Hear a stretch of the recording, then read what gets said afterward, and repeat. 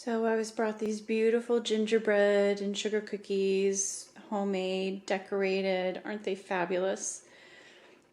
And I said thank you, and I'll share them with other people who will really enjoy them. The question was, but why? I'm like, remember, I can't eat these. Shock and dismay. Shock and dismay every time. They do look amazing, don't they? Homemade Christmas cookies. What could be better? If only I could eat them, that would be better. But anyway, they will give much pleasure to the people who can, so that will be lovely.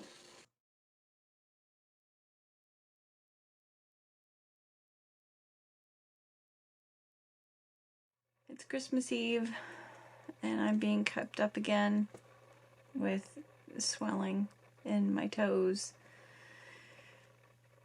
And it's not... I'm so tired. It's not a ton of swelling, but it really hurts. It feels like my skin is gonna split apart. Too much information? My toes are once again keeping me awake. I can't sleep, and it's Christmas Eve, and I want to go to sleep so bad. And I can't, and it's making me crazy, so I thought I would share. Okay, I can't think. I'm really tired. The length of the toes is even longer. It's so, the toes are so swollen that it makes my toenails look so much tinier. It's crazy. It feels like my skin is gonna split. My toes are feel so inflamed. It's just not cool, man. Anyway, supposedly this is part of the POTS, the bad circulation, it's under the label of edema. Anyway, it is not fun, and it is extremely painful. It hurts to walk. It just simply hurts to exist when this is happening. Now, it can be much worse. My feet can be swollen, my ankles can be swollen, my calves can be horribly swollen. Your bed. Do you want to see my room? Case. Find it. Oh yeah, here it is. Closed. You know, that's your job now. Yep. And we love it. Hang on, let me see if I can actually open this. Look at this beautiful bird bath covered in snow. Oh my gosh, I love it. How much snow is there right now? Oh, well, for us it's a lot. For you guys it wouldn't be much. He goes.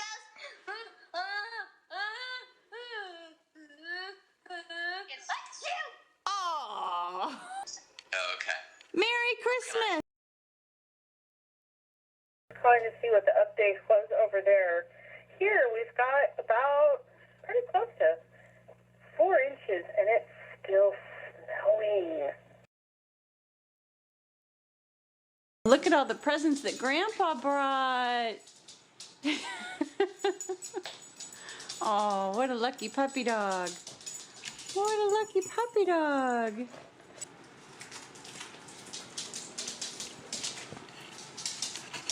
Oh, yeah.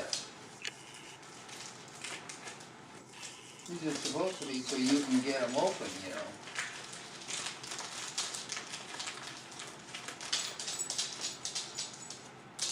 Maybe they're taped a little too tight.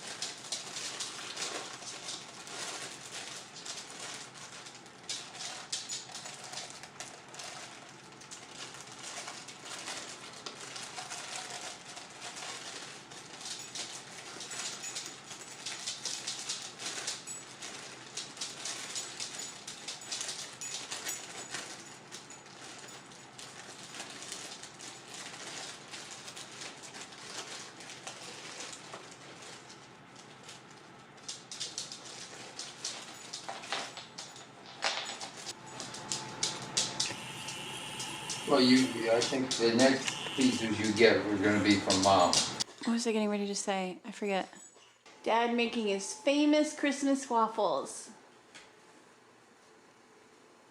Asked me how long we've been having waffles and grapefruit for breakfast on Christmas Day, and I said since I've been 4 years old. Since the beginning of time. Well, that's since 1940. And it's a tradition now. We all do it. And all the family does it.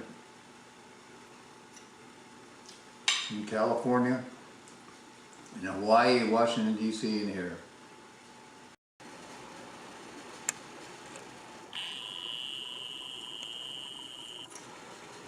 Okay, I couldn't tell if it was the camera that wasn't focusing or my eyes that weren't focusing. Tom Hanks, for whatever reason, was in the press room of the White House, and he walked in and there were like 3, 4 reporters sitting there just like slumped over, half asleep, bored out of their minds. And there's like nothing going on. The president wasn't in the White House. The vice president wasn't in the White House. There was no reason for them to be there. And so he went over to them and said, "Hey guys, what are you doing here?" And they're like, "We're here in case of nuclear war." And he's like, "Oh, okay." And anyway, since then,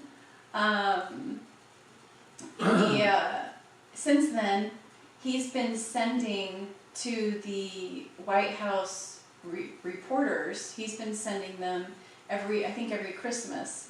He's been sending them a free like espresso machine all laid out with all these different espressos and different stuff like that.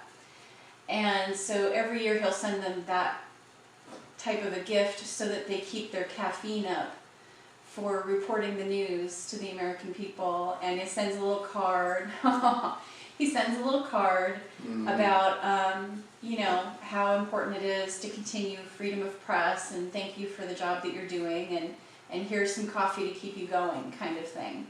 And it was because of that day of going in and them just having to sit there. They were the reporters that had to be there just in case something happened, and they spent all day just sitting there for Oh well. Anyway, but I just thought that was kind of neat. Camp David.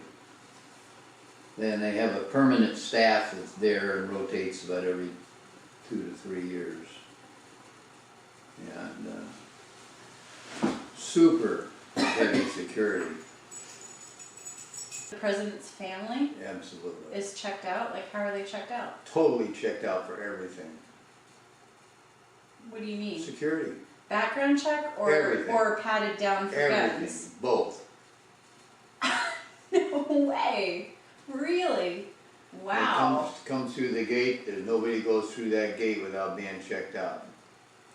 Except the president In himself. case there's like a Godfather moment. There just isn't going to be. Oh my gosh. They had a Supreme Court justice came through, had been out running, and then he came back and wanted to go in. And he didn't have his ID with him. Mm-hmm. They had him down on the ground with his arms spread out, frisking him. They didn't recognize him. Senator was Chief Justice Justice Douglas during the Kennedy administration. Oh my gosh. He turned around and said, "I'm not going to stay." Said he's going to walk back to Washington, which was of course a 2.5 mile drive. Someone ruffled his feathers. So, well, they wouldn't let him through the gate. Didn't care who he said he was. He didn't have any proof of it. Couldn't they call inside? Evidently, it didn't satisfy Douglas, who wanted to go through the gate. So, when Kennedy found out about it, he went with a Secret Service agent, got in the car, and they went out down the road and found him and brought him back. That's a good story.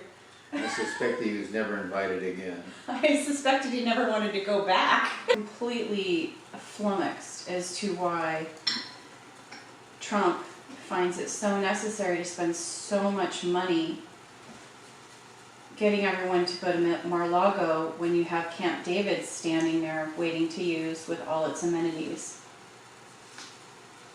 What difference does it make? All the money being spent? Oh no, you're just a Democrat who listens to all this. They didn't report it. They're totally in favor of the Democrats, and as a result, they're liberals, and they're going to write it from a liberal perspective. And anybody that understands that, it's just one of those things you just ignore. The heads of states in all the countries in the world read The Economist primarily, and more than anything else. Okay, that's one reason I read it, because those people are reading it. The second thing I read it is this very liberal magazine. And by reading the liberal magazine, I find out what the liberals are thinking. But there's conservative ones as well, and the conservative ones write it from their perspective. Mark Twain had a really good quote about that. Now if I can just remember it. Something like, if you don't read the paper, you're uninformed. If you do read the paper, you're misinformed. Pretty good. That's pretty good. And it doesn't make any difference whether it's a conservative paper or a liberal paper. Annabelle loved her presents, you could tell. Well, I picked them out carefully. Well, Out she... of all the different ones over there, I tried to pick out ones that she could chew okay. Thank you. She's not supposed to swallow them like that. I know. She doesn't know the rules. She doesn't understand that. But anyway, so there's some kibble that she'll chew a little bit, and if she swallows those okay. Then the crackers, she chews those better. Those little bones are perfect. Those little crackers are perfect. Yeah. Yeah. Yeah, she's got it all handled. She's just not one for savoring her food. I don't think many dogs are. I don't think we can pick on her about that. Yeah. Okay, see you later. The time I spend with you is special and I appreciate it.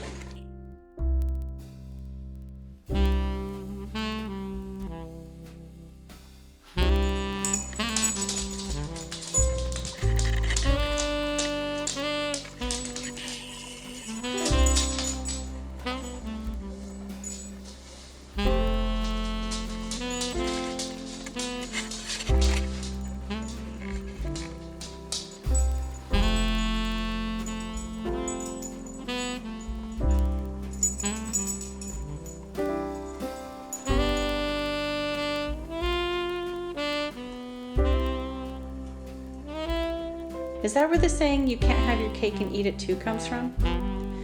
Yeah. In this case, you can't have your cookies and eat them too. Aren't they pretty?